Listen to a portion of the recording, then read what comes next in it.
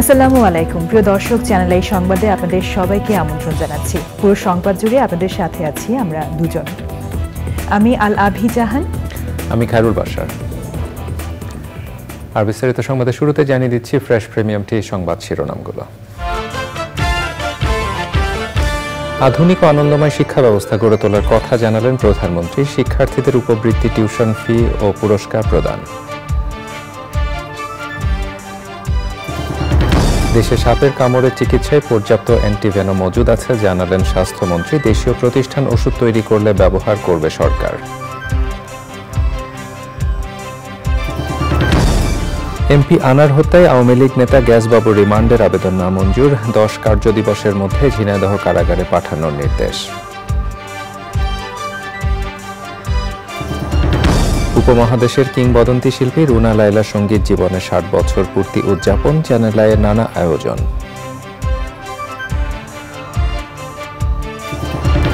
দেশে ফিরেছে junior AHF cup জয়ী hockey পুরুষ দল ও রানার্স আপ নারী দল। বিমানবন্দরে জমকালো সংবর্ধনা।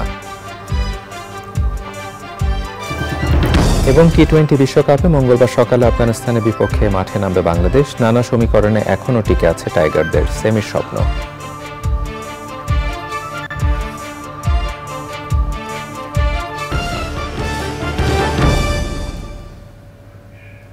প্রিয় দর্শক, এতক্ষণ সংবাদ শিরোনামগুলো জানাচ্ছিলাম। এখনকার সংবাদ আয়োজন একই সঙ্গে চ্যানেল আইয়ের ইউটিউব চ্যানেল এবং চ্যানেল আইয়ের OTT প্ল্যাটফর্ম আইস্ক্রিনে লাইভ স্ট্রিমিং হচ্ছে। এবারে নিয়ে যাচ্ছি বিস্তারিত আয়োজনে। পরিবর্তনশীল বিশ্বের সাথে তাল মিলিয়ে দেশে আধুনিক ও আনন্দময় শিক্ষা ব্যবস্থা গড়ে তোলা হচ্ছে বলে জানিয়েছেন প্রধানমন্ত্রী শেখ হাসিনা। মাধ্যমিক থেকে স্নাতক ও সমমানা পর্যায়ের অসচ্ছল ও মেধাবী শিক্ষার্থীদের উপবৃত্তি ও টিউশন ফি বিতরণ কার্যক্রম উদ্বোধন এবং বঙ্গবন্ধু শেখ মুজিব স্কলার অ্যাওয়ার্ড প্রদান অনুষ্ঠানে প্রধানমন্ত্রী বলেন, আগামীর বাংলাদেশকে এগিয়ে নিতে শিক্ষার্থীদের গড়ে তোলা হচ্ছে। সাদি মাহমুদের রিপোর্ট। মাধ্যমিক থেকে স্নাতক ও সমমান পর্যায়ে আর্থিকভাবে অসচ্ছল শিক্ষার্থীদের উপবৃত্তি ও টিউশন ফি বিতরণ কার্যক্রমকে কেন্দ্র করে শিক্ষার্থীদের মিলনমেলা বসেছিল রাজধানীর ওসমানী স্মৃতি মিলনায়তনে। চলতি বছর প্রায় 65 লাখ শিক্ষার্থীর মাঝে অনলাইন ব্যাংকিংয়ের মাধ্যমে 2208 কোটি টাকা বিতরণ কার্যক্রমের উদ্বোধন করেন প্রধানমন্ত্রী শেখ হাসিনা। অনুষ্ঠানে মাধ্যমিক ও উচ্চ মাধ্যমিক পর্যায়ের সেরা 15 শিক্ষার্থীর হাতে বঙ্গবন্ধু সৃজনশীল মেধা অন্বেষণ 2024-এর সেরা মেধাবী পুরস্কার তুলে দেন প্রধানমন্ত্রী। এছাড়াও 21 কৃতী শিক্ষার্থীর হাতে বঙ্গবন্ধু শেখ মুজিব স্কলার অ্যাওয়ার্ড 2023 তুলে দেওয়া হয়। সরকারের নেওয়া নানা উদ্যোগের কারণেই দেশের শিক্ষার্থীর সংখ্যা ও শিক্ষার মান বেড়েছে উল্লেখ করে প্রধানমন্ত্রী শেখ হাসিনা বলেন, আগামী দিনের বাংলাদেশকে এগিয়ে নিতে শিক্ষার্থীদের প্রস্তুত করাই সরকারের লক্ষ্য। মেয়েরা কিন্তু বেশি দ্রুত যাচ্ছে, কাজে ছেলেদের কিন্তু সমান তালে চলতে হবে। আমাদের গৃহীত পদক্ষেপের ফলে এই সুযোগটা হয়েছে, এটা সারা বিশ্বব্যাপী তারা একটু অবাকই হয়ে যায়, কারণ আমরা যে পরিমাণ উপবৃত্তি দিই যত ছাত্রছাত্রীদের, অনেক দেশের জনসংখ্যাই অত নাই। আমি নিজে শিক্ষিত হব বা নিজে অর্থ কামাই করবো আর নিজেই ভালো থাকবো আর আমি দেশকে কিছু দেব না, আশেপাশের মানুষ দরিদ্র থাকবে, এটা হয় না। সকলে মিলেই আমাদের চলতে হবে, সকলে মিলে আমাদের এগিয়ে যেতে হবে। সেই নির্দেশনাটাই জাতির পিতা দিয়ে গেছেন, আমরা সেটাই অনুসরণ করি এবং আমি বিশ্বাস করি সকল বাধা অতিক্রম করে বাংলাদেশের অগ্রযাত্রা আমাদের তরুণ সমাজই এগিয়ে নিয়ে যাবে। শিক্ষাকে আনন্দময় করতে শিক্ষা ব্যবস্থা গড়ে তোলা হচ্ছে বলে জানান সরকার প্রধান। পরিবর্তনশীল বিশ্বের সাথে তাল মিলিয়ে এই যে সৃজনশীল শিক্ষার ব্যবস্থা, মেধা অন্বেষণ, মেধার মাধ্যমে শিক্ষাকে আরও আপন করে নেওয়া, শিক্ষাটা একটা আনন্দমুখর পরিবেশে করা, সেই পদ্ধতিটাতে আমরা আসতে চাই। এটা বাস্তব কথা। এখন যদি সারাক্ষণকে বলে পর পর পর, এটাকে ভালো লাগে বলো? মোটেই ভালো লাগে না। যা একটু পর ইচ্ছা থাকে তাও নষ্ট হয়ে যায়। সেই জন্যই মানে এমনভাবে শিক্ষার ব্যবস্থাটা করা যে আগ্রহ নিয়েই ছেলেমেয়েরা পড়বে, পরপর করতে হবে না বা ধরে পিটাতেও হবে না, নিজেরাই পড়বে, নিজেদের মধ্যেই সেই মানে আকাঙ্ক্ষাটা থাকবে। শিক্ষার্থীদের মাঝে বিনামূল্যে বই বিতরণকে অনেকেই অসম্ভব বলেছিল, আওয়ামী লীগ তা সম্ভব করেছে বলেও উল্লেখ করেন প্রধানমন্ত্রী শেখ হাসিনা। সাদি মাহমুদ, চ্যানেল আই, ঢাকা। প্রধানমন্ত্রী শেখ হাসিনা ৮ থেকে ১১ জুলাইয়ের মধ্যে চীনের রাজধানী বেইজিং সফরের কথা রয়েছে। এ সফরে বেশ কয়েকটি চুক্তি ও সমঝোতা স্মারক সই হওয়ার সম্ভাবনা রয়েছে বলে জানিয়েছেন ঢাকা সফরে থাকা চীনের কমিউনিস্ট পার্টির আন্তর্জাতিক সম্পর্ক বিষয়ক মন্ত্রী লিও জিয়ানশাও। পররাষ্ট্রমন্ত্রী ডাক্তার হাসান মাহমুদের সঙ্গে সৌজন্য সাক্ষাৎ শেষে তিনি বলেন, বাংলাদেশের প্রধানমন্ত্রী চীন সফর নতুন মাইলফলক তৈরি করবে। পররাষ্ট্রমন্ত্রী জানান, ব্রিক্সে যুক্ত হতে চীনের সহযোগিতা চেয়েছে ঢাকা। পান্থ রহমান জানাচ্ছেন বিস্তারিত। 4 দিনের সফরে ঢাকায় চীনের কমিউনিস্ট পার্টির আন্তর্জাতিক সম্পর্ক বিষয়ক মন্ত্রী লিউ জিয়ানশাও। পররাষ্ট্রমন্ত্রী ডক্টর হাসান মাহমুদের সঙ্গে তাঁর আলাপচারিতার বড় অংশ জুড়ে ছিল প্রধানমন্ত্রী শেখ হাসিনার আসন্ন বেইজিং সফর প্রসঙ্গ। দুই মন্ত্রীর আলোচনায় কথা হয় বাণিজ্য ঘাটতি কমানোর উদ্যোগ, বাংলাদেশে চীনা বিনিয়োগ, বাংলাদেশে চীনের চলমান ও ভবিষ্যৎ প্রকল্প এবং রোহিঙ্গা সংকট নিয়েও।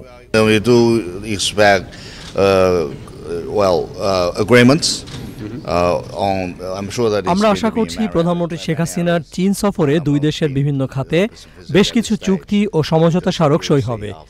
বাংলাদেশকে আমরা আমাদের অংশী মনে করি। বাংলাদেশের স্মার্ট হয়ে ওঠার লক্ষ্যমাত্রা অর্জনে আমরা পাশে থাকতে চাই। আশা করছি সফরটি থেকে গুরুত্বপূর্ণ অর্জন হবে এবং মাইলফলক তৈরি করবে। পররাষ্ট্রমন্ত্রী হাসান মাহমুদ জানান, শক্তিশালী আঞ্চলিক জোট ব্রিক্সে যুক্ত হতে চীনের সহযোগিতা চায় বাংলাদেশ। রোহিঙ্গা সমস্যার সমাধানে, বিশেষ করে রোহিঙ্গাদের রিপ্যাট্রিয়েশন শুরু করার ব্যাপারে চায়নার সহায়তা কামনা করেছি এবং একই সাথে ব্রিক্সে বাংলাদেশের যে কোনো ফরম্যাটে ব্রিক্সে যাতে বাংলাদেশের অন্তর্ভুক্তি হয়, সেটি member country or partner country, whatever the decision BRICS takes, সেটা নিয়ে আলোচনা করেছি, তাদের সমর্থন সহায়তা কামনা করেছি। আপনারা জানেন যে চায়না আমাদের ডেভেলপমেন্ট প্রসেসে অনেক ক্ষেত্রেই তাদের গুরুত্বপূর্ণ ভূমিকা রয়েছে। তো সামনে যে মাননীয় প্রধানমন্ত্রী সফরে যাচ্ছেন, সেই সফরে গুরুত্বপূর্ণ অগ্রগতি হবে সেটি আমরা প্রত্যাশা করেছি। রোহিঙ্গাদের ফেরত পাঠানোর উদ্যোগ নেয়ার বিষয়টি আলোচনায় এলে চীন পাশে থাকার প্রতিশ্রুতি দিয়েছে বলে জানিয়েছেন দুই মন্ত্রী। Pantha Rahman, channel I, Dhaka. Russell's viper বা চন্দ্রবোরা সাপের উপদ্রব দেশে নতুন নয়, এটি আগেও ছিল জানিয়ে স্বাস্থ্যমন্ত্রী ডাক্তার সামন্তলাল সেন চ্যানেল আইকে বলেছেন, সাপের কামড়ে আক্রান্তদের ওষুধ অ্যান্টিভেনমের পর্যাপ্ত মজুদ রয়েছে। তবে দেশি কোনো প্রতিষ্ঠান অ্যান্টিভেনম তৈরি করলে ওষুধ প্রশাসন অধিদপ্তর সহ সংশ্লিষ্ট প্রতিষ্ঠানে অবহিত করে যথাযথ ট্রায়ালের মাধ্যমে ব্যবহারে আগ্রহী সরকার। জানাতুল বাগিয়াকেকার রিপোর্ট।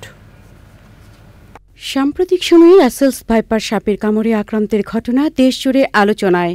স্বাস্থ্য অধিদপ্তরের অসংক্রামক রোগ নিয়ন্ত্রণ বিভাগের সর্বশেষ জরিপ বলছে, দেশে বছরে প্রায় 4 লাখ মানুষ সাপের কামড়ে আক্রান্ত হয় আর মারা যায় 7,500 মানুষ।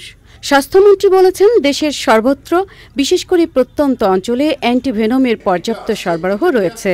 আমি স্পষ্ট করে বলতে চাই যে রাসেল ভাইপার নিয়ে আতঙ্কিত হওয়ার কিছু নাই। যদি কাউকে সর্পদংশন করে তাহলে তাকে যত দ্রুত যে কোনো সরকারি হাসপাতাল, জেলা হোক উপজেলা হোক, নিয়ে আসতে হবে এবং আমরা আমাদের প্রত্যেকটা জেলা উপজেলা হাসপাতালে অ্যান্টিভেনাম পর্যাপ্ত পরিমাণে আছে। গতকাল রাত্রেও আমি চেক করছি বিভিন্ন জায়গায় এবং সবাই আমাকে আশ্বস্ত করছে তাদের কাছে অ্যান্টিভেনাম আছে। কাউকে রাসেলস ভাইপার কামড়ালে তাকে সময় মতো হাসপাতাল বা স্বাস্থ্যকেন্দ্রে নিয়ে যাওয়ার তাগিদ দিয়েছেন স্বাস্থ্যমন্ত্রী। যদি কেউ তৈরি করে ডেফিনেটলি আমরা তাকে আইন অনুযায়ী, WHO অনুযায়ী আমরা চেষ্টা করব। কিন্তু আমি যতটুকু জানি যে চট্টগ্রামে আমাদের একটা সাপ স্নেক বাইটের উপরে একটা রিসার্চ সেন্টার আছে, যেটা প্রফেসর ফয়েজ আমাদের মেডিসিনের, আমি তার সঙ্গে কথা বলছি, তারাও এটা নিয়ে কাজ করছে যে এইটার উপরে কোনো স্পেশাল ভ্যাকসিন তারা তৈরি করতে পারে কিনা, এই ব্যাপারে প্রক্রিয়া চলছে। এতে কিছু প্রক্রিয়া আছে এবং সেটা তাদেরকে যারা তৈরি করার আগে ডিজি ড্রাগ অ্যাডমিনিস্ট্রেশনের কথা বলবে, তাদের যে নীতিমালা আছে সেই নীতিমালা অনুসরণ করে যদি করবে। বৈশ্বিক উষ্ণায়নে হঠাৎ প্রজনন বেড়ে বিভিন্ন অঞ্চলে ছড়িয়েছে রাসেলস ভাইপার। আতঙ্কিত না হয়ে সাপ না মারার আহ্বান জানিয়েছেন স্বাস্থ্য প্রতিমন্ত্রী। সাপে কেটেছে মনে করে তাহলে যে কোনো মানে যার যেখানে হাসপাতাল নিকটস্থ পাবে সেখানে গিয়ে চিকিৎসা নেয়, তাহলে তারা অ্যান্টিভেনাম পাবে। আসলে কোনো প্রাণী মারাটা ঠিক না, সাপ মারাও ঠিক না। সাপ তো আমাদের দেশে যে প্রয়োজন নাই তা না। এই ইকোসিস্টেমের জন্য সাপ যখন ইঁদুর খাবে, ইঁদুর আমাদের ধান কাটে, অনেক সমস্যা হয়। এটা আমাদের আসলেই কারোরই উচিত না কোনো প্রাণী মারা। আর কেউ যদি কোনো প্রাণীর সেমনিভাবে দেখে তাহলে 333-তে কল করলেই তারা এসে সেই সাপ হোক যেই প্রাণী হোক সেটা তারা নিয়ে যাবেন। পরিবেশ প্রকৃতিতে সাপ একটি অবিচ্ছেদ্য অংশ। সাপ মারা আইনত দণ্ডনীয় অপরাধ, তাই আতঙ্ক নয়, জনসচেতনতা জরুরি। জান্নাতুল বাকর কেকা, চ্যানেল আই, ঢাকা। সংসদ সদস্য আনোয়ারুল আজিম আনার হত্যাকাণ্ডের ঘটনায় ঝিনাইদহের আওয়ামী লীগ নেতা কাজী কামাল আহমেদ ওরফে গ্যাস বাবুকে আবারও রিমান্ডে নিতে ডিবির আবেদন নামঞ্জুর করেছে আদালত। একই সাথে গ্যাস বাবুকে 10 কার্য দিবসের মধ্যে ঝিনাইদহের কারাগারে পাঠিয়ে সংশ্লিষ্ট জুডিশিয়াল ম্যাজিস্ট্রেটকে অবহিত করার নির্দেশ দেন ঢাকার মেট্রোপলিটন ম্যাজিস্ট্রেট আতাউল্লাহ। আদেশের বিরুদ্ধে রিভিশন করার কথা জানিয়েছেন রাষ্ট্রপক্ষের আইনজীবী শহীদুল্লাহ রাজুর রিপোর্ট।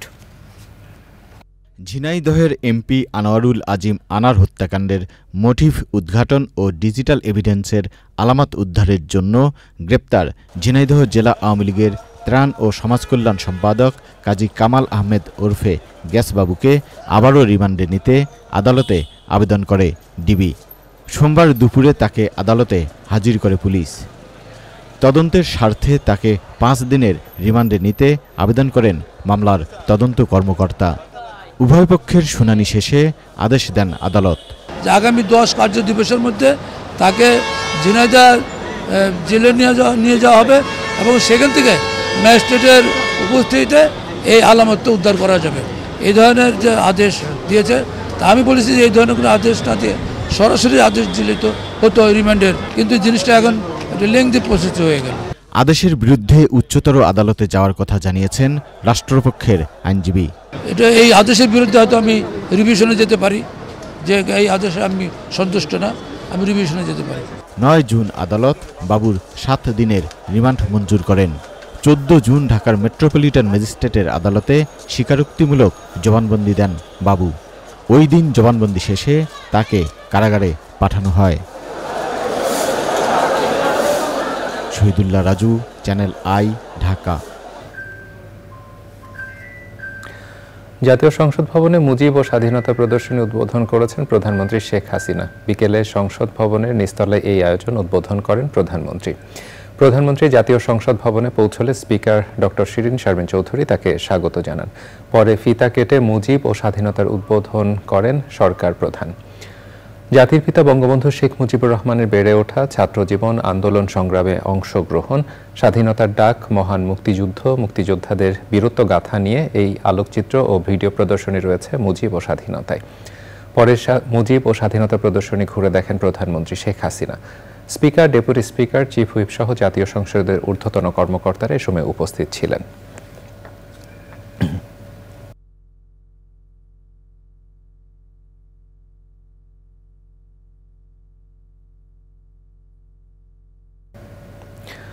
ধানমন্ডির 35 নম্বরে বঙ্গবন্ধু স্মৃতি জাদুঘরে জাতির পিতা বঙ্গবন্ধু শেখ মুজিবুর রহমানের প্রতিকৃতিতে পুষ্পস্তবক অর্পণের মাধ্যমে শ্রদ্ধা নিবেদন করেছেন সেনাবাহিনী প্রধান জেনারেল ওয়াকারুজ্জামান। শ্রদ্ধা নিবেদন শেষে পরিদর্শন বইয়ে সই করেন সেনাপ্রধান। এর আগে শিখা অনির্বাণে পুষ্পস্তবক অর্পণের মাধ্যমে মহান স্বাধীনতা যুদ্ধে আত্মোৎসর্গকারী শহীদ সেনা সদস্যদের সম্মানে শ্রদ্ধা নিবেদন করেন তিনি। পরে বাংলাদেশ সেনাবাহিনীর একটি চৌকস দল সেনাবাহিনী প্রধানকে সেনাকুঞ্জে গার্ড অব অনার প্রদান করে এবং তিনি সেখানে একটি গাছের চারা রোপণ করেন। পরে সাভারে জাতীয় স্মৃতিসৌধে মহান মুক্তিযুদ্ধে বীর শহীদদের প্রতি শ্রদ্ধা জানিয়ে পুষ্পস্তবক অর্পণ করেন এবং বীর শহীদদের সম্মানে সালাম প্রদান করেন সেনাবাহিনী প্রধান।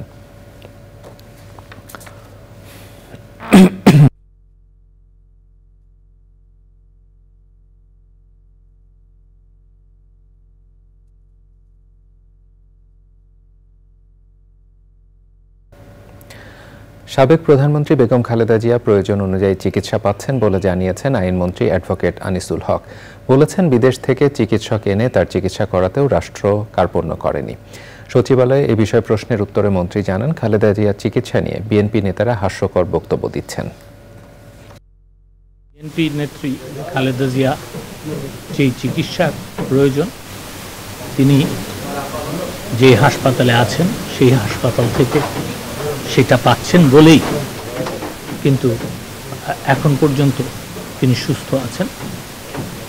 তার যেই সব অসুখ আছে সেগুলি কয়েকটা আছে যেগুলি সারার মতো না, এবং সেটাকে ট্রিটমেন্ট করে সেটাকে কমিয়ে রাখতে হবে, সেই জন্য তাকে সেটা করা হচ্ছে।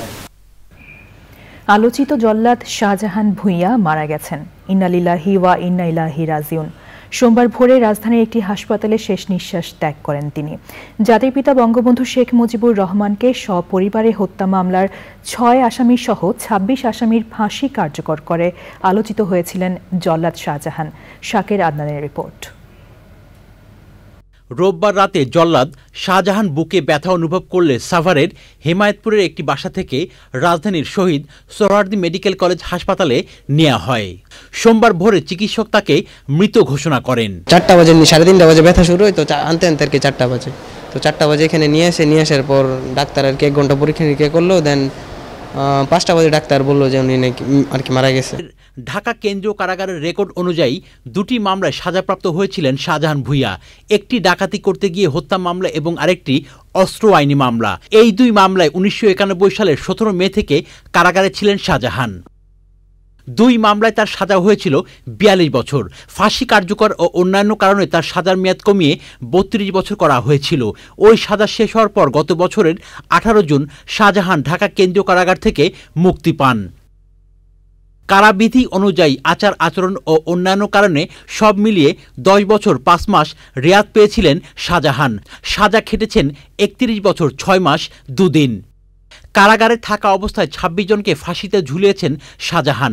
প্রধান জল্লাদ হওয়ার পর প্রথম ফাঁসি দেন আলোচিত একটি হত্যা মামলার আসামি হাসানকে। কারাগারের তথ্য অনুযায়ী শাহজাহান জাতির পিতা বঙ্গবন্ধু শেখ মুজিবুর রহমানের ৬ ঘাতক, ৬ জন যুদ্ধাপরাধী, কুখ্যাত সন্ত্রাসী এরশাদ শিকদার, জঙ্গি নেতা বাংলা ভাই আতাউর রহমান সানি, শারমিন রিমা হত্যা মামলার আসামি মনির, ডেইজি হত্যা মামলার আসামি হাসান সহ দেশের আলোচিত অনেক অপরাধীকে ফাঁসি দিয়েছেন। শাহজাহান ভূঁইয়া ১৯৫০ সালের ২৬ মার্চ নরসিংদীর পলাশ উপজেলার ইছামতি গ্রামে জন্মগ্রহণ করেন। ৭৪ বছর বয়সী শাহজাহান কারাভোগ শেষে মুক্তি পাওয়ার পর এক তরুণীকে বিয়ে করেছিলেন, কিন্তু কয়েক মাসের মধ্যে তাদের বিচ্ছেদ হয়ে যায়। শাকের আদনান, চ্যানেল আই, ঢাকা। উপমহাদেশের জীবন্ত কিংবদন্তি সঙ্গীত শিল্পী রুনা লায়লা সঙ্গীত জীবনের ৬০ বছর পূর্ণ করেছেন। এই বর্ণাঢ্য সঙ্গীত জীবন উদযাপনে রুনা লায়লাকে বিশেষ সম্মাননা জানিয়েছে চ্যানেল আই। ৬ দশক ধরে গান গেয়ে বিশ্বজুড়ে শ্রোতাদের মুগ্ধ করে যাওয়া রুনা লায়লা পরিবার স্বজন ও দর্শক শ্রোতাদের প্রতি কৃতজ্ঞতা জানিয়েছেন। বিস্তারিত জাকিয়া আক্তারের রিপোর্টে। মাত্র ১২ বছর বয়সে ১৯৬৪ সালের ২৪শে জুন যুগ্ম সিনেমার গান দিয়ে বাংলাদেশের গর্ব রুনা লায়লার সঙ্গীত জীবনের শুরু। বর্ণাঢ্য এই জীবনে বাংলা, হিন্দি, উর্দু, পাঞ্জাবি, সিন্ধি, গুজরাটি ও ইংরেজি সহ মোট ১৮টি ভাষায় ১০,০০০-এর বেশি গান গেয়েছেন এই কিংবদন্তি সঙ্গীত শিল্পী। রুনা লায়লার সফল সঙ্গীত জীবনের ৬ দশক উদযাপনে তারকা কথনের বিশেষ আয়োজনে সম্মাননা জানায় চ্যানেল আই। চ্যানেল আইয়ের পরিচালক ও বার্তা প্রধান শাইখ সিরাজ বলেন, রুনা লায়লার এই অর্জন নিঃসন্দেহে উপমহাদেশের সঙ্গীত জগতের জন্য গর্ব ও আনন্দের। একজন শিল্পীর জীবনের ৬০ বছর বিশাল একটা সময়। এই সময়ের ভিতরে রুনা লায়লা আমাদের দেশের সঙ্গীতকে, উপমহাদেশের সঙ্গীতকে যে আসনে নিয়েছেন, এটা নিঃসন্দেহে বাঙালি হিসেবে আমরা এটা নিয়ে গর্ববোধ করি। আধুনিক লোকসঙ্গীত, দেশাত্মবোধক ও সিনেমার গান সহ বৈচিত্র্যময় গানে শ্রোতাদের মুগ্ধ করা এই গুণী শিল্পীকে গানে গানে শুভেচ্ছা ও কৃতজ্ঞতা জানান এই প্রজন্মের শিল্পীরা। কখনো গান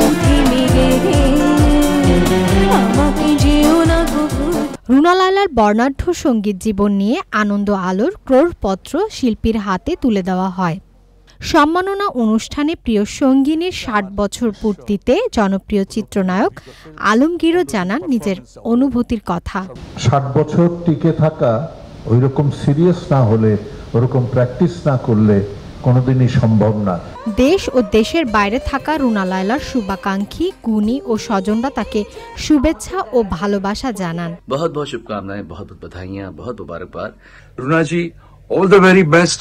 My best wishes to you on your 60 years on this glorious journey. I'm forever grateful that you were able to bring music into our childhood and give me the voice I have today. Put hard work into the things we truly love in life.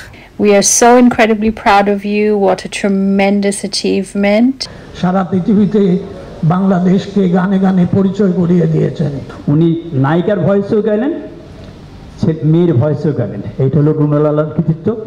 লন্ডনের Albert হলে আমাদের যে শোটা হয়েছিল, রুনা আপা আমাকে নিয়ে গেছিলেন। প্রয়াত বিখ্যাত কিংবদন্তি কবি শামসুর রহমানকে দিয়ে আমি দুটো গান লিখিয়েছিলাম, দুটো গানই গেয়েছিলেন রুনা লায়লা, এবং একটি বাংলাদেশ মানি একজন রুনা লায়লা। আমরা সত্যি গর্বিত, আমাদের একজন রুনা লায়লা আছে। গুণী নক্ষত্র রুনা লায়লা তার দীর্ঘ সঙ্গীত জীবনের সব সহকর্মীর প্রতি জানিয়েছেন কৃতজ্ঞতা। সবার কাছ থেকে আমি অনেক সহযোগিতা পেয়েছি। আজকে ৬০ বছর পূর্তি উপলক্ষে আমি চ্যানেল আইকে একটা বিশাল বিশাল ধন্যবাদ দিতে চাইছি।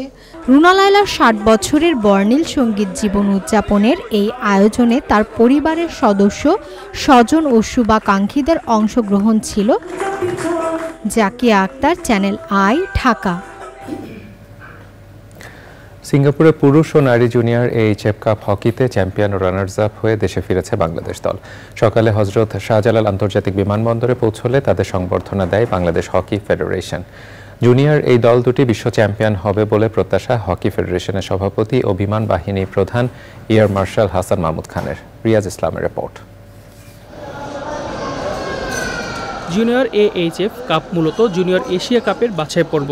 বাংলাদেশ বরাবরই এই টুর্নামেন্টে ফাইনাল খেললেও এবারের গল্প ভিন্ন। প্রথমবারের মতো বাংলাদেশ নারী ও পুরুষ হকি দল একসঙ্গে কোন টুর্নামেন্টে চ্যাম্পিয়ন ও রানার্স আপ হয়েছে, সে সাথে পেয়েছে জুনিয়র এশিয়া কাপের টিকিট। সিঙ্গাপুরের শক্তিশালী চীনকে ৪-২ গোলে হারিয়ে টুর্নামেন্টে টানা দ্বিতীয়বার ট্রফি জিতে নেয় বাংলাদেশ। পুরো টুর্নামেন্টে অপরিচিত থাকে বাংলাদেশ পুরুষ হকি দল। বাংলাদেশ নারী হকি দলের পথ চলা বেশি দিনের না হলেও পয়েন্ট টেবিলে দ্বিতীয় স্থানে থেকে রানার্স আপ হয়েছে তারা। সকালে সিঙ্গাপুর থেকে দেশে ফেরেন চ্যাম্পিয়ন ও রানার্স আপ দলের খেলোয়াড়, কোচ ও সংশ্লিষ্টরা। সে সময় তাদের জমকালো আয়োজনে বরণ করে নেন হকি ফেডারেশনের কর্মকর্তারা। বাংলাদেশ হকি ফেডারেশনের সভাপতি ও বিমান বাহিনীর প্রধান বলেন, উন্নত প্রশিক্ষণের মাধ্যমে তরুণ খেলোয়াড়দের গড়ে তোলা হবে। পুরুষ এবং নারী, মেয়েরা আন্ডার 21 একবারে এরকম একটা এশিয়ান হকিতে প্রথমবার আমার মনে হয় তারা যোগ্যতা অর্জন করেছে। এরাই একদিন কিন্তু আমাদের জাতীয় দলে আসবে। তো এখন যারা আছে তাদেরকে তো আমরা চেষ্টা করবই আরও উন্নত মানের প্রশিক্ষণ দিয়ে তাদেরকেও আপ টু দি স্ট্যান্ডার্ড নেওয়ার জন্য। বাংলাদেশ পুরুষ ও নারী দলের বেশিরভাগ খেলোয়াড় বিকেএসপি থেকে আসা। চাইনিজ টাইপে অনেক ভালো টিম, থাইল্যান্ড অনেক ভালো টিম। সেখানে বাংলাদেশ আমরা যেহেতু আগেরবার চ্যাম্পিয়ন হয়েছি, আমাদের টার্গেটই ছিল আমরা এবারও চ্যাম্পিয়ন হবো, সেই লক্ষ্যে আমরা গিয়েছিলাম ওখানে। নেক্সট যে টার্গেট আমাদের চায়নাতে খেলা, আরও ভালো কিছু করার, প্র্যাকটিস করে ভালো কিছু ওদের সাথে মানে হাত লড়াইয়ের জন্য চ্যাম্পিয়ন হয়ে আসার চেষ্টা করছি, সর্বোচ্চ দায়িত্ব পালন করার। ডিফেন্ডার ড্রাগ প্লেয়ার হিসেবে পেনাল্টি কর্নারে সর্বোচ্চ যতটা সম্ভব গোল স্কোর আমাদের টিমকেও দেওয়া যায়। তো আমি জাস্ট এটাই। প্রত্যেক খেলোয়াড়কে আর্থিক পুরস্কার ও সংবর্ধনা দেওয়ার ঘোষণা দিয়েছে hockey federation. Riaz Islam, channel I, Dhaka. এবারে আই স্পোর্টস।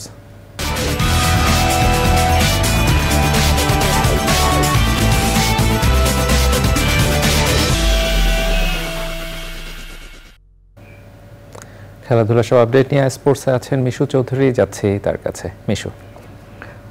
বাসার ধন্যবাদ আপনাকে। প্রিয় দর্শক, সবাইকে শুভেচ্ছা সহ স্বাগত জানাচ্ছি আজকের আই স্পোর্টসে। আমি মিশু চৌধুরী আপনাদের সাথেই আছি। আর শুরুতেই থাকছে নিউকিয়া টি-20 ওয়ার্ল্ড কাপ 2024।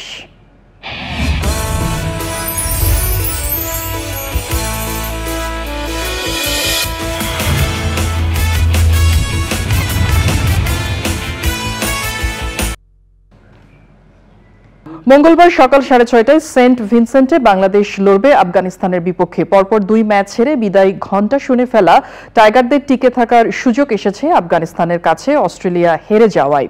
নিজেদের শেষ ম্যাচে আফগানিস্তানকে বড় ব্যবধানে হারানোর পাশাপাশি অস্ট্রেলিয়া ভারতের কাছে বিশাল ব্যবধানে হারলেই কেবল সুযোগ আসবে বাংলাদেশের সামনে।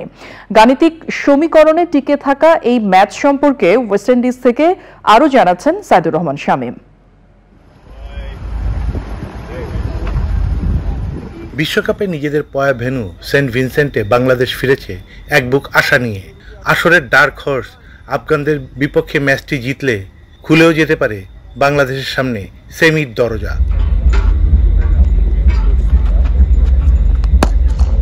শনিবার ভারতের বিপক্ষে ম্যাচ শেষে সেন্ট ভিনসেন্ট ফিরে যাওয়া বাংলাদেশ দল রোববার রাতের আলোয় শেষ প্রস্তুতি সেরেছে আর্নসভেইল স্টেডিয়ামে। এই মাঠেই গ্রুপ পর্বে নেদারল্যান্ডস ও নেপালের বিপক্ষে পরপর 2 জয় বাংলাদেশকে এনে দিয়েছিল সুপার 8-এর টিকিট। পয়া মাঠে আরও একবার ভাগ্যের সহায়তার খোঁজে শান্ত ও তার দল। টি-20 ক্রিকেটে 2 দলের হার জিতের পরিসংখ্যানে 6-5-এ এগিয়ে আছে রশিদ খানের আফগানিস্তান। জটিল সমীকরণে পড়া এই গ্রুপে শেষ দিনের ম্যাচে ভারতের বিপক্ষে অস্ট্রেলিয়া 1 রানে জিতলে সেমির টিকিটের জন্য বাংলাদেশের বিপক্ষে 37 রানে জিততে হবে আফগানিস্তানকে। আর অস্ট্রেলিয়া ভারতের বিপক্ষে রান চেস করে শেষ বলে জয় পেলে আফগানিস্তানকে জিততে হবে অন্তত 15.4 ওভারের মধ্যে। Saidur Rahman Shamim, channel I, West Indies. Super 8-এ নিজেদের শেষ ম্যাচে আফগানিস্তানের মুখোমুখি হবে বাংলাদেশ। ওয়েস্ট ইন্ডিজ থেকে বাংলাদেশ দলের আপডেট জানাচ্ছেন সাইদুর রহমান শামীম। শামীম, বাংলাদেশ দলের প্রস্তুতি নিয়ে আপনার কাছে আর কি তথ্য আছে?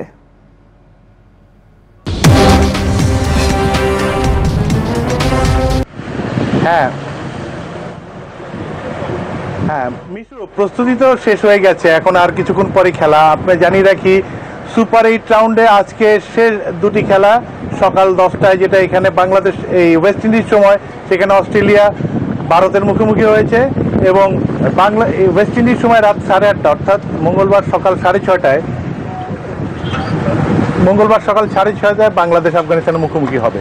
তো গ্রুপ টু যে সুপার 8-এ সেখানে ইংল্যান্ড এবং সাউথ আফ্রিকা সেমিফাইনাল নিশ্চিত করে ফেলেছে। গ্রুপ 1-এ সেমিফাইনালে কোন 2 দল খেলবে সেটা আজকে 2টো ম্যাচের উপর নির্ভর করছে, আপনাকে জানিয়ে রাখি। তবে এই গ্রুপ 2-তে যে 4টি দল আছে তার মধ্যে 3টে দল ভারত, অস্ট্রেলিয়া এবং আফগানিস্তানের সামনে সর্বোচ্চ 4 পয়েন্ট রাখার সুযোগ আছে। ভারত হয়তো আজকে জিতে গেলে 6 পয়েন্টের সোজা চলে যাবে। তারপরে সেক্ষেত্রে অস্ট্রেলিয়া এবং আফগানিস্তান লড়াইয়ে থাকবে। আর বাংলাদেশ এখনও 2 ম্যাচ খেলে 1টি পয়েন্ট পায়নি। যদি আফগানিস্তানের সাথে তারা বড় ব্যবধানে জিততে পারে তাহলে একটা সমীকরণ। সত্যি কথা বলতে কি, বাংলাদেশের জন্য সমীকরণটা খুব কঠিন এবং অসম্ভব। বরঞ্চ যদি বাংলাদেশকে হারিয়ে আফগানিস্তান 4 পয়েন্ট টোটাল সংগ্রহ করতে পারে, তাদের সামনেই সেমিফাইনালে ওঠার একটা সুযোগ আছে। বাংলাদেশের সামনে সুযোগটা একেবারে খুব কঠিন সুযোগ। আজকে যদি অস্ট্রেলিয়া ভারতকে হারিয়ে ফেলে তাহলে বাংলাদেশ ম্যাচের আগেই আউট হয়ে যাবে। বাংলাদেশ তাদের আফগানিস্তানের ম্যাচের আগেই তারা বিদায় নেবে। সুতরাং বাংলাদেশের সামনে সেমিফাইনালে একটা সুযোগ আছে, যদি সুযোগ সদ্ব্যবহার করা যায় ভালো। তো বাংলাদেশের লক্ষ্য হওয়া উচিত শেষ ম্যাচ আফগানিস্তানের সাথে, এইবারে বিশ্বকাপের শেষ ম্যাচ, এই ম্যাচটিতে সেরা পারফরমেন্স দেখিয়ে অন্ততপক্ষে জিততে পারলে একটি প্লাস পয়েন্ট নিয়ে বাংলাদেশ দেশে ফিরতে পারবে। আর আজকের পরই আসলে সুপার 8 রাউন্ড শেষ হয়ে যাবে, এরপর সেমিফাইনাল। হয়তো আজকে 2 ম্যাচের পরই সেমিফাইনাল লাইন আপ চূড়ান্ত হয়ে যাবে। আমার কাছে ছিল এই সর্বশেষ। মিশু। শামীম, ধন্যবাদ আপনাকে। প্রিয় দর্শক, ওয়েস্ট ইন্ডিজ থেকে আমাদের সাথে যুক্ত হয়েছিলেন সহকর্মী সাইদুর রহমান শামীম, জানাচ্ছিলেন বাংলাদেশ আফগানিস্তানের সবশেষ তথ্যগুলো। আমরা যাচ্ছি পরের সংবাদে। টি-20 বিশ্বকাপের আরও নতুন নতুন তথ্য জানাতে নিউজরুমের নিউকিয়ার প্যাভিলিয়নে আছেন তাফহিমুল ইসলাম সুজন। যাচ্ছি তার কাছে। সুজন, টি-20 বিশ্বকাপের আর নতুন কি তথ্য আছে আপনার কাছে? তো ধন্যবাদ আপনাকে। আপনি জানেন যে টি-20 মানে 4 ছক্কার খেলা, সেটি কিন্তু আজকে ভারত অস্ট্রেলিয়ার ম্যাচে দেখা যাচ্ছে। এই ম্যাচে প্রথম দেখে শুরু থেকে কয়েক বল যাওয়ার পরে কিন্তু বৃষ্টি নেমে আসে। এরপর শুরু করে রোহিত শর্মার বিধ্বংসী এক ইনিংস, 41 বলে 92 রান করেছেন। কি ছিল না তার ইনিংসে, রোহিত শর্মার ইনিংসে। যদি দেখা যায় যে রোহিত শর্মা যখন ব্যাটিংয়ে ছিল, টিভির পর্দা থেকে এক প্রকার চোখ কিন্তু ফিরানো যাচ্ছিল না, মনে হচ্ছিল যে একটা চোখ ফিরালে মনে হয় আমি কি যেন মিস করে ফেললাম প্রতিটি বলে। যদি দেখা যায় রোহিত শর্মা যে ভারতের যে ব্যাটিং ছিল, এই ব্যাটিংয়ে যে বল কিন্তু একটু উপরে উঠলেই সেটি 4 কিংবা ছক্কায় রূপ নিচ্ছিল। এই রোহিত শর্মার এই বিধ্বংসী ব্যাটিংয়ের পাশাপাশি কিন্তু রোহিত শর্মার বেশ কিছু আজকে রেকর্ড হয়েছে। সেটা দেখা যায় যে 19 বলে চলতি বিশ্বকাপে 19 বলে তিনি 50 করেছেন। একই সাথে টি-20তে ভারতের ব্যাটসম্যানদের মধ্যে সর্বাধিক রান কিন্তু এখন রোহিত শর্মার। একই সাথে আন্তর্জাতিক যে টি-20 3 ফরম্যাটে টি-20, ODI এবং টেস্ট মিলে 19,000 রানও কিন্তু রোহিত শর্মা হয়ে গেছে রোহিত শর্মার। একই সাথে বলা যায় যে ভারতের পুরো ইনিংসটি যে 205 রান করেছেন, 205 রানের পুরো ইনিংসটি কিন্তু ছিল একটা অসাধারণ এক ইনিংস। টি-20তে মানুষ কিন্তু এরকমই একটা ইনিংস দেখতে চায়, যে ইনিংসে শুধু টিভির পর্দা থেকে নয়, যে একটা মানুষ অন্যদিকে না তাকিয়ে থাকে, শুধু টিভির পর্দায় তাকিয়ে থাকে, সেটাই কিন্তু ভারতের ছিল। একইভাবে কিন্তু বর্তমানে অস্ট্রেলিয়া যে ব্যাটিং করতেছে, অস্ট্রেলিয়াও কিন্তু ব্যাটিং একইভাবে ব্যাটিং কিন্তু করতেছে অস্ট্রেলিয়া। আরেকটা জিনিস বলে রাখি যে টি-20তে আজকের শেষে একটা ম্যাচ হয়েছে, এরপরে দুটি দল প্রথমে ইংল্যান্ড সেমিফাইনালে পৌঁছে গেছে, এরপরে হচ্ছে সাউথ আফ্রিকা সেমিফাইনালে পা দিয়েছে। সাউথ আফ্রিকার কথা যদি বলতে হয়, সাউথ আফ্রিকা কিন্তু গ্রুপ পর্বে দুটি ম্যাচ বাংলাদেশ এবং নেপালের বিপক্ষে হারতে ম্যাচ দুটি জিতে গেছে। প্রথমে বাংলাদেশের বিপক্ষে 4 রানে জয় তুলে নিয়েছে, সেক্ষেত্রে কিন্তু আম্পায়ারের একটা ভুল সিদ্ধান্তই বাংলাদেশ 4 রানে হেরে যায়। এরপরে হচ্ছে নেপালের বিপক্ষে, সেখানেও আম্পায়ারের একটি ভুল সিদ্ধান্ত, পরপর দুটি বাউন্সি বল ছিল, যেটি একটি ওয়াইড দেওয়ার কথা ছিল, সেই ওয়াইডই কিন্তু নেপাল 1 রানে হেরে গেছে। এই দুইটি তারপরে সুপার 8-এ মোটামুটি তারা ভালো খেলেছে।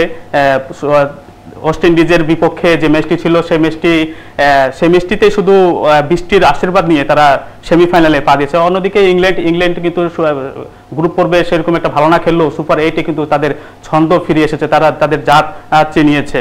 মিশু, ধন্যবাদ সুজন আপনাকে। প্রিয় দর্শক, নিউজ রুমের নিউ কেয়ার প্যাভিলিয়ন থেকে আমাদের সাথে যুক্ত হয়েছিলেন সহকর্মী তাফহিমুল ইসলাম সুজন, জানাচ্ছিলেন টি-20 বিশ্বকাপের নতুন সব তথ্যগুলো।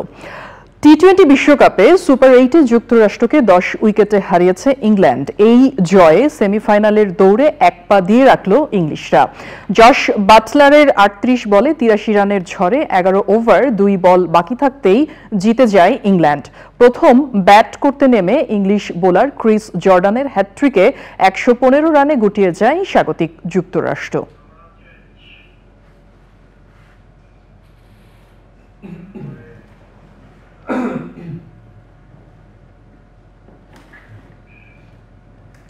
দর্শক, এই ছিল আমাদের আজকের স্পোর্টসে। আপনাদের সবাইকে ফিরে নিয়ে যাচ্ছি মূল সংবাদে বাশারের কাছে। ধন্যবাদ মিশু। রোহিঙ্গা সংকটের দ্রুত সমাধানে চীনের সহায়তা চেয়েছেন প্রধানমন্ত্রী শেখ হাসিনা। চীনের কমিউনিস্ট পার্টির আন্তর্জাতিক বিষয়ক মন্ত্রী লিউ জিয়ানচাও সংসদ ভবন কার্যালয়ে প্রধানমন্ত্রীর সঙ্গে সাক্ষাৎ করতে গেলে তিনি এই সহায়তার কামনা করেন।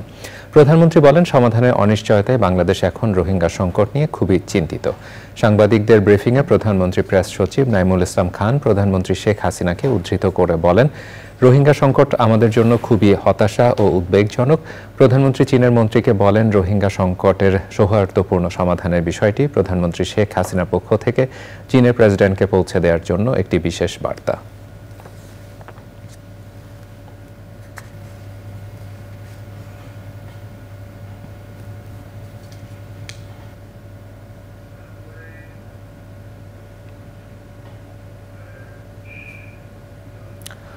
জাতীয় সংসদে ওয়ার্কার্স পার্টি সভাপতি রাশেদ খান মেনন দুর্নীতিবাজদের বিরুদ্ধে ব্যবস্থা নিতে বিশেষ কমিশন গঠনের দাবি জানিয়েছেন। প্রশ্নোত্তর পর্বে টেবিলে উপস্থাপিত হবার পর বাজেট সম্পর্কে সাধারণ আলোচনায় অংশ নিয়ে তিনি বাজেটেরও সমালোচনা করেন। বক্তব্যে দুর্যোগ ব্যবস্থাপনা ও ত্রাণ প্রতিমন্ত্রী মহিবুর রহমান তার মন্ত্রণালয়ের সাথে আবহাওয়া অধিদপ্তর ও ফায়ার সার্ভিসের সংযুক্তি চান। ট্যাক্স ফ্রি গাড়ির বদলে সংসদ সদস্যদের মেয়াদকালের জন্য সরকারি গাড়ি ও তেল বরাদ্দের দাবি জানান আরেক সংসদ সদস্য।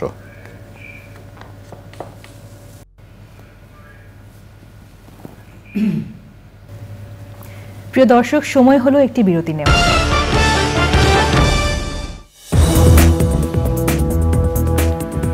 প্রিয় দর্শক, আবার আমন্ত্রণ জানাচ্ছি চ্যানেল সংবাদে। ফেরা যাক পরবর্তী আয়োজনে। Bangladesh college of physicians and surgeons BCPS এর নির্বাহী কমিটি সভাপতি অধ্যাপক মোহাম্মদ শহীদুল্লাহর নেতৃত্বে 7 সদস্যের প্রতিনিধি দল রাষ্ট্রপতি মোহাম্মদ শাহাবুদ্দিনের সাথে সাক্ষাৎ করেছেন। BCPS এর সার্বিক কার্যক্রম সম্পর্কে রাষ্ট্রপতিকে অবহিত করে করে প্রতিনিধি দল। রাষ্ট্রপতি বলেন, চিকিৎসা মানুষের অন্যতম মৌলিক অধিকার।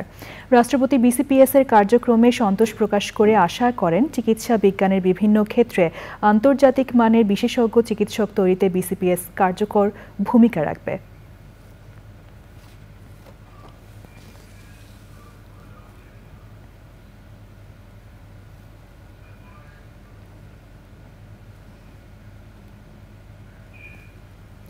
আওয়ামী লীগের ৭৫তম প্রতিষ্ঠাবার্ষিকী উদযাপন উপলক্ষে রাজধানীর হাতিরঝিলে মনোজ্ঞ সাংস্কৃতিক অনুষ্ঠানের আয়োজন করে ঢাকা উত্তর সিটি কর্পোরেশন। অনুষ্ঠানে আওয়ামী লীগের অঙ্গ ও সহযোগী সংগঠনের নেতাকর্মীরা উপস্থিত ছিলেন। অনুষ্ঠানে ঢাকা উত্তর সিটি কর্পোরেশনের মেয়র আতিকুল ইসলাম রাজধানীর বিভিন্ন খাল ও ফুটপাত দখলমুক্ত করার আশ্বাস দেন।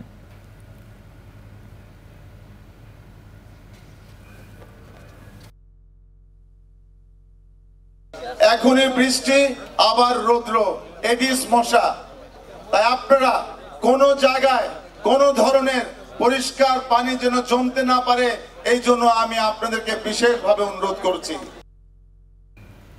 এবার নিটোল টাটা আন্তর্জাতিক সংবাদ।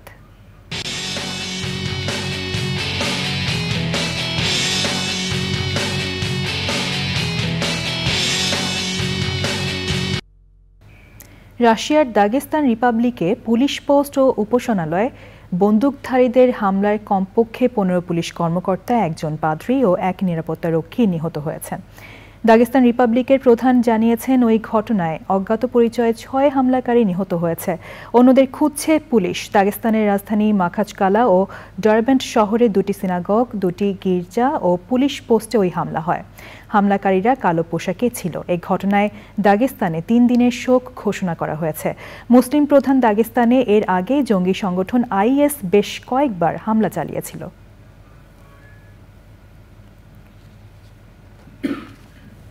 এবার আই স্ক্রিন সাংস্কৃতিক সংবাদ।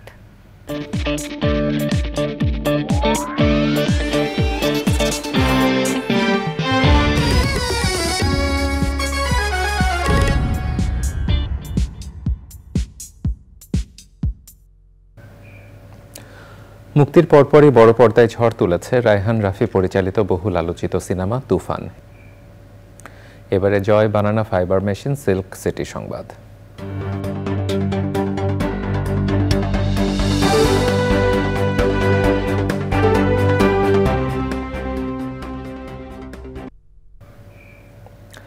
রাজশাহী মহানগরে সমন্বিত নগর অবকাঠামো উন্নয়ন প্রকল্পের আওতায় বিভিন্ন ওয়ার্ডের ৫২টি গোরস্থানে উন্নয়ন কাজ বাস্তবায়ন করেছে রাজশাহী সিটি কর্পোরেশন।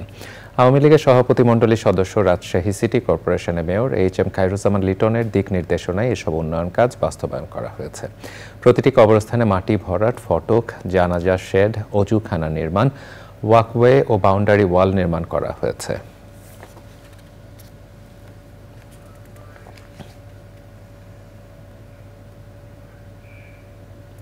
এবারে কৃষি সংবাদ।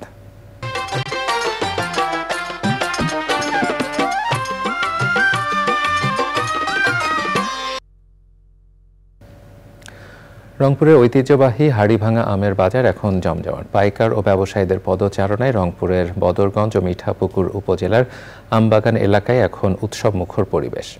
এবছর ২০০ কোটি টাকারও বেশি আম বেচা কেনার আশা করছে কৃষি বিভাগ। রংপুর থেকে মেরিনা লাভলি রিপোর্ট। গত ২১শে জুন জিআই পণ্য হিসেবে স্বীকৃত হাড়িভাঙা আমের মেলা ও প্রদর্শনীর উদ্বোধন করেন কৃষিমন্ত্রী ডক্টর মোহাম্মদ আব্দুস শহীদ এমপি। এরপর থেকে মিঠাপুকুরের ঐতিহ্যবাহী পদাগঞ্জ হাটে আম বেচাকেনা শুরু হয়। এবছর তীব্র তাপপ্রবাহ ও অনাবৃষ্টিতে আমের ফলন কম হলেও দাম নিয়ে সন্তুষ্ট চাষি ও ব্যবসায়ীরা। ২৮০০ টাকা মন, ৩০০০ টাকা মন, ২০০০ টাকা মন, ২৫০০ টাকা মনও যাচ্ছে। বাজারে ক্রেতা ভালো আছে, ক্রেতা এখানে সব জায়গা থেকেই আসে মোটামুটি। আম এবার কম হয়েছে বুঝছেন, কিন্তু আমের বাজার এবার ভালো, আমরা ব্যবসায়ীরা বাজার ভালো পাচ্ছি। পদাগঞ্জ হাট ছাড়াও মিঠাপুকুর ও বদরগঞ্জের প্রায় ১৫টি ইউনিয়নের বিভিন্ন স্থায়ী ও অস্থায়ী হাটে হাড়িভাঙা আম বিক্রি চলছে। সুস্বাদু মিষ্টি আঁশবিহীন হাড়িভাঙা আম কিনতে দূর দূরান্ত থেকে ক্রেতা আসছেন হাটে। গতবার আমরা যে আম কিনছিলাম যে 1300-1400 এই দামে, অথচ সেই আমটা এবার 2800-3000 এই পর্যন্ত পৌঁছাই গেছে। আজকে একটু সমস্যা হইলেও গাড়ি আসে, কোনো সমস্যা হয় না আমাদের। আমার কালকে রাত্রে এক গাড়ি পাঠাইছি। রপ্তানির জন্য উত্তম কৃষি চর্চার মাধ্যমে বৈজ্ঞানিক উপায়ে হাড়িভাঙা আম উৎপাদন এবং তা সংরক্ষণে মিঠাপুকুরে হিমাগার স্থাপনের কথা জানিয়েছেন কৃষিমন্ত্রী। বৈজ্ঞানিক পদ্ধতিতে আম চাষ এবং রক্ষা করার জন্য যে হিমাগার, অলরেডি একটা হিমাগারে আমরা করে ফেলতেছি, দিয়ে দিছি, সেটা মিঠাপুকুরে হচ্ছে। প্রণোদনার ক্ষেত্রে ইতিমধ্যে আমরা পান চাষে দিয়েছি, অন্যান্য জায়গায় আমরা দিচ্ছি, বন্যা ক্ষতিগ্রস্ত দিচ্ছি, সবকিছুতেই কিন্তু এটা মেকানাইজেশন, যান্ত্রিকরণ, ফার্টিলাইজার দেওয়া হচ্ছে। এবছর রংপুর জেলায় 1910 হেক্টর জমিতে হাড়িভাঙা আমের বাগান করা হয়েছে। এবার হেক্টর প্রতি গড় ফলন পাওয়া গেছে 15.6 মেট্রিক টন। রংপুর থেকে মেরিনা লাভলি, চ্যানেল আই। এবারে প্রকৃতি সংবাদ।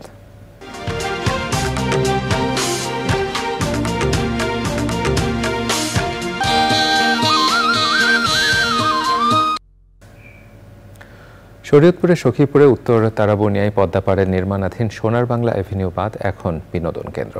উৎসব কিংবা অবসরে নদী পার পরিণত হচ্ছে মিলন মেলায়। বাঁধ নির্মাণের কাজ দ্রুত শেষ করে পর্যটন কেন্দ্রটি সংরক্ষণের দাবি জানিয়েছেন স্থানীয়রা। এস.এম. মুজিবুর রহমানের রিপোর্ট। দীর্ঘ সময় ধরে নদী ভাঙনের দুঃস্বপ্নই ছিল উত্তর তারাবনিয়া ইউনিয়নের বিস্তীর্ণ জনপদের নিয়তি। বর্ষা এলেই পদ্মার আগ্রাসী ভাঙনে বিলীন হতো বাড়িঘর, গাছপালা, ফসলি জমি সহ শত শত স্থাপনা। 2023 সালে শুরু হয় 5.8 কিলোমিটার নদীতীর সংরক্ষণ প্রকল্প। এই বাঁধটা হয়ে এখানে আমরা সবাই পরিবার পরিজন নিয়ে যে কোনো বিশেষ দিনে সুন্দর করে ঘুরতে আসতে পারি এবং একটু নিজেদের মতো সময় কাটাতে পারি। আমাদের এলাকায় অনেক ভালো লাগে, দেখার মতো হয়ে গেছে। আমরা এখন এখানে যে কোনো উৎসবে বিনোদন নিতে আসি পরিবারের সবাইকে নিয়ে। 2 বছর আগেও আমাদের এলাকা ছিল নদী ভাঙ্গন কবলিত এলাকা। এখন আমরা বেড়িবাঁধের হওয়ার কারণে আমরা উৎসবমুখর পরিবেশে এখন উপভোগ করছি। খুব আনন্দের সাথে আমরা এই জায়গাটা এখন উপভোগ করতে পারতেছি। বর্ষা আসলেই আমরা ভয়ে থাকতাম, শঙ্কিত থাকতাম।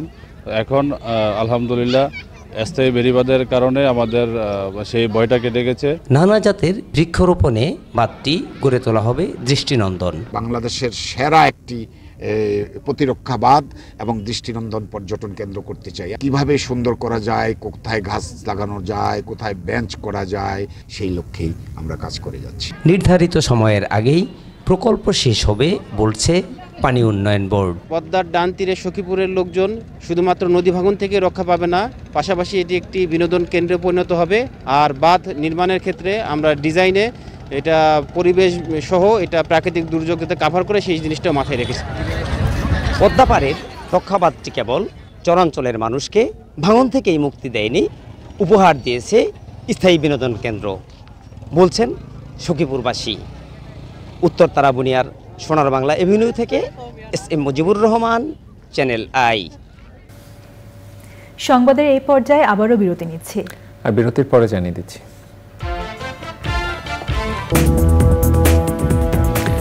প্রিয় দর্শক, আবার আমন্ত্রণ জানাচ্ছি চ্যানেল আই সংবাদে।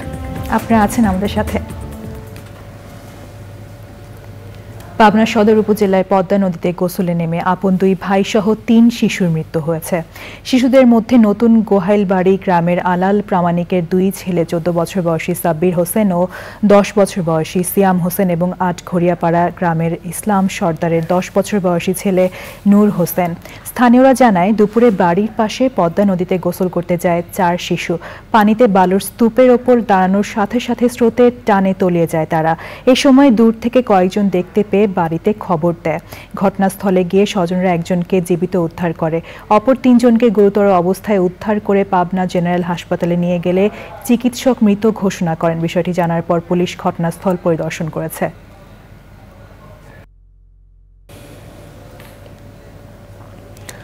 জনগণের সম্মতি ছাড়া একটি স্বাধীন সার্বভৌম রাষ্ট্রের উপর দিয়ে অন্য একটি দেশের ট্রেন চলাচলের চুক্তিকে সার্বভৌমত্ব বিরোধী চক্রান্ত ষড়যন্ত্র হিসেবে আখ্যা দিয়েছে এবি পার্টি। দলের কেন্দ্রীয় কার্যালয়ে ব্রিফিংয়ে এসব অভিযোগ করেন এবি পার্টির নেতারা।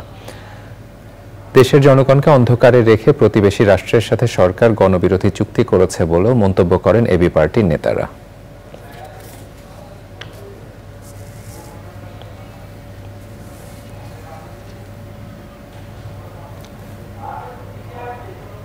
আবারও বিরতিতে যাচ্ছি, আর বিরতির পরে জানাচ্ছি।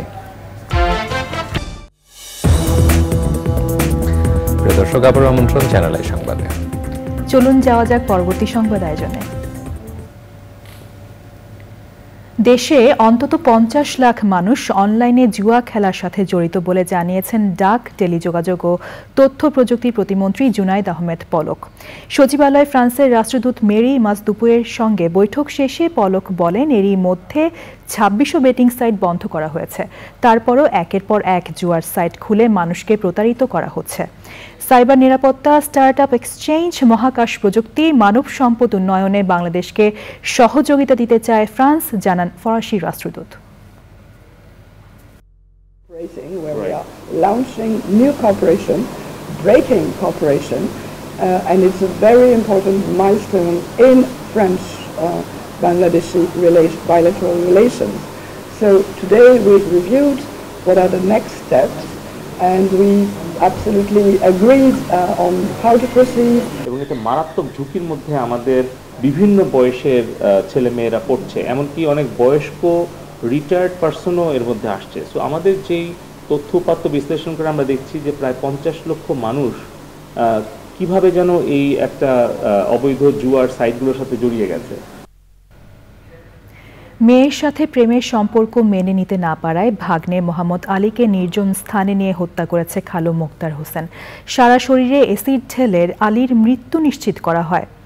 রংপুরে ওই হত্যাকাণ্ডের 24 ঘন্টার মধ্যে মূল আসামি সহ 3 জনকে গ্রেফতার করেছে র্যাব 13। সংবাদ সম্মেলনে র্যাবের উপ অধিনায়ক মেজর AHM উমর ফারুক জানান, রোববার সদর উপজেলার সদ্য পুষ্করণী ইউনিয়নের কাটাবাড়ি জমিদারপাড়া বিল এলাকায় আলীর লাশ উদ্ধারের পর নিহতের খালু মোক্তার হোসেন বাদী হয়ে কোতোয়ালি থানায় মামলা করেন। পরে র্যাব তদন্ত করে সোমবার মধ্যরাতে মোক্তার হোসেন, ইজিবাইক চালক রোদেয়ান মিয়া ও ইসলাম মিয়াকে গ্রেফতার করে। জিজ্ঞাসাবাদে তারা হত্যাকাণ্ডের কথা স্বীকার করে এবং মোক্তারের পরিকল্পনা অনুযায়ী এই হত্যাকাণ্ড ঘটেছে বলে জানায়। এবার খেলার খবর।